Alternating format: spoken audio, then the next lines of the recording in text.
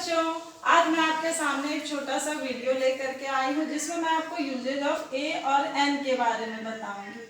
बच्चों, ज़्यादातर बच्चों को यह दिक्कत हो जाती है कि वो समझ नहीं पाते हैं कि कहाँ पर ए का यूज़ करना है और कहाँ पर एन का यूज़ करना है, जिसके वजह से वो पूरे मार्क्स को सिक्योर नहीं कर पाते और उनका मार्क्स कट जाता है। यहाँ आप ध्यानपूर्वक देखिए कि किस तरह से आप आसानी से ए और एन को अलग अलग समझ करके उसको अलग अलग तरीके से भर पाएंगे। बच्चों, जैसा कि हम जानते हैं कि वॉवेल्स 5 हैं, ए, ई, आई, ओ, यू। साधारण रूप से अधिकांश लोग यही समझाते हैं कि जहाँ जहाँ वॉवेल्स देखो वहाँ पर एन लगा दो, ठीक है, और जहाँ पर कॉन्सोनेंट हो वहाँ पर आप ए लगा दो। जहाँ कॉन्सोनेंट हो वहाँ ए लगाइए, जहाँ वॉवेल्स हो वहाँ एन लगाइए। बच्चों, इसको यदि हिंदी व्याकरण से हम जोड़ करके देखते हैं तो हिंदी व्याकरण में हम दो तरह के वर्ण पढ़ते हैं, स्वर वर्ण और व्यंजन वर्ण।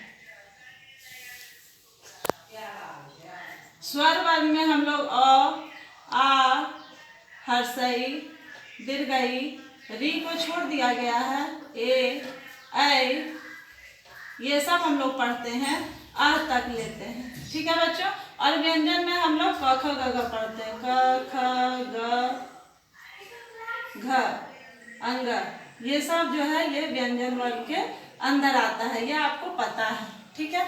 मैं यहाँ पर आपको बताऊंगी कि किस तरह से जहाँ पर उच्चारण स्वर वर्ण का हो वहाँ पर हम लोग एन लगाएंगे और जहाँ उच्चारण स्वर वर्ण का नहीं होगा वहाँ हम लोग ए लगाएंगे। जैसे देखिए, मैं एक यहाँ वर्ड ले रही हूँ एप्पल। एप्पल आप लोग सब जानते हैं, एप्पल मीन्स सेब होता है। एप्पल को अगर हिंदी में हम ऐसे लिखे तो एप्पल इस तरह से लिखते हैं। यहाँ देखिए ए जो आ रहा है ये किसके अंदर आता है, स्वर वर्ण के अंदर आता है। इसके उच्चारण पे ध्यान दीजिए, ये ए से शुरू हो रहा है, उच्चारण देखिए ऐ है, यानी एप्पल यहाँ से आ रहा है, तो इसके आगे हम बिना सोचे समझे एन लगा देंगे जो कि बिल्कुल सही होगा। दूसरा वर्ड हम लेते हैं एक, जैसे बॉल। बॉल लेते हैं तो बॉल को यदि हम हिंदी में लिखेंगे तो बॉल, ये देखिए यहाँ ब आ रहा है, ब आता है व्यंजन वर्ण में, इसलिए हम यहाँ बिना सोचे समझे ए लगा देंगे जो बिल्कुल ही सही होगा। देखिए बच्चों, आगे मैं आपको बता रही हूँ कि किस तरह हम लोग उच्चारण के हिसाब से लगाएंगे। एक शब्द है ऑनेस्ट। ऑनेस्ट यानी ईमानदार। ऑनेस्ट देखिए शुरू एच से हो रहा है, लेकिन उच्चारण यदि हम इसका लिखेंगे तो ऐसे लिखेंगे ऑनेस्ट, यानी यहाँ आ रहा है। आ किसके अंदर है, स्वर वर्ण के अंदर है, इसलिए हम लोग यहाँ पर एन लगाएंगे। एक और उदाहरण देखिए, आवर। आवर भी एच से शुरू हो रहा है, लेकिन इसको हम लोग जब लिखते हैं तो आवर, देखिए यहाँ उच्चारण आ रहा है, आ कहाँ है तो स्वर वर्ण में है, इसलिए हम लोग यहाँ भी एन लगाएंगे।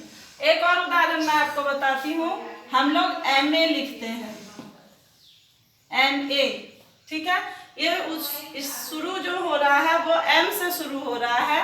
एम जो है वो व्यंजन के अंदर आता है, लेकिन अगर हम इसके उच्चारण पर ध्यान दें तो एम ए, ये देखिए ये उच्चारण में ए आ रहा है जो कि स्वर वर्ण को दिखला रहा है, यानी उच्चारण इसका हो रहा है, इसलिए यहाँ हम एम ए के पहले एन लगाएंगे, ठीक है बच्चों। अब देखिए अम्ब्रेला। अम्ब्रेला में भी अ का उच्चारण आ रहा है, यहाँ देखिए, इसलिए इसके आगे भी हम लोग एन लगाएंगे। तो बच्चों, इस वीडियो में मैंने आपको बताया कि किस तरह से स्वर वर्ण के उच्चारण को देखते हुए हम ए और एन को आसानी से भर सकते हैं।